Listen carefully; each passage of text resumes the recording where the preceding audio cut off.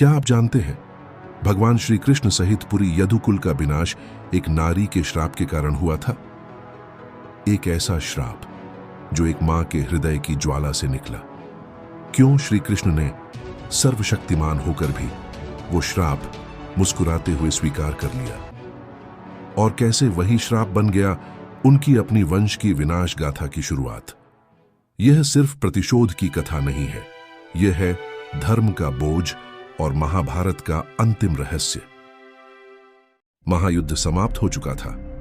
18 दिनों की हत्या लीला ने कुरुक्षेत्र की पुण्य भूमि को शमशान में बदल दिया था, और वहां खड़ी थी गांधारी, हस्तिनापुर की रानी, 100 कुरुपुत्रों की मां। उसकी आंखों पर पट्टी थी, पर उसकी आत्मा पूरी तरह खुली थी, दर्द से भरी हुई।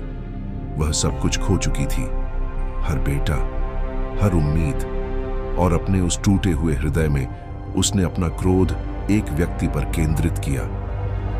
वो व्यक्ति था भगवान श्री कृष्ण। तुम चुपचाप खड़े रहे, एक एक करके मेरे बेटों को मरते देखा।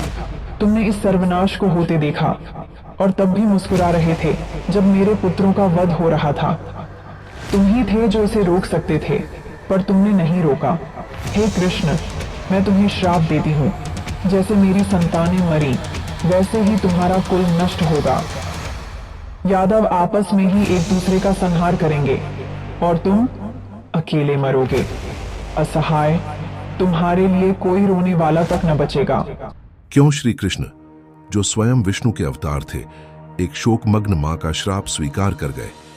उसने इस पर एक भी शब्द क्यों नहीं कहा? क्या यह अपराध बोध था या कुछ और गहरा रहस्य? क्यों धर्म के रक्षक उस विनाश को नहीं रोक पाए जिसे उन्होंने पहले से जान लिया था? साल बीत गए। यादव वंश, जो कभी धर्म और मर्यादा के प्रतीक थे, अब अहंकार और शक्ति के नशे में चूर थे।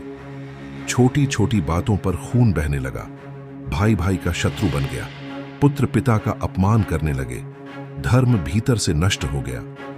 गांधारी का श्राप अब साकार हो चुका था।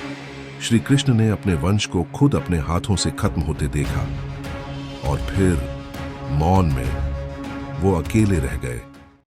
श्री कृष्ण जंगल की ओर चले, एकदम शांत, पूर्ण आत्मस्वीकृति के साथ।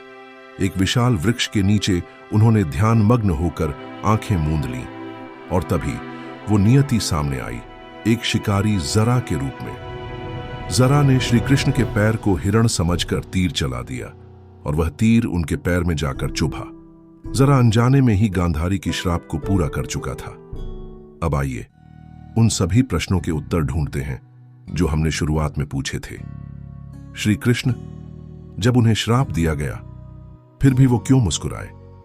क्योंकि वह जानते थे उनका कार्य केवल बाहरी अधर्म का नाश करना नहीं था, बल्कि अपने ही कुल के भीतर जो अहंकार पनप रहा था उसे भी मिटाना था। अगर इस कहानी ने आपके रोंगटे खड़े कर दिए हों तो लाइक जरूर करें। श्री कृष्ण के जीवन से जुड़े आपका पसंदीदा अध्याय कौन सा है, कमेंट में बताएं। चैनल को सब्सक्राइब करें और बेल आइकन दबाएं, ताकि हर महाकाव्य से जुड़ी कहानियां, हर दिव्य रहस्य सबसे पहले आप तक पहुंचे। जय श्री कृष्ण।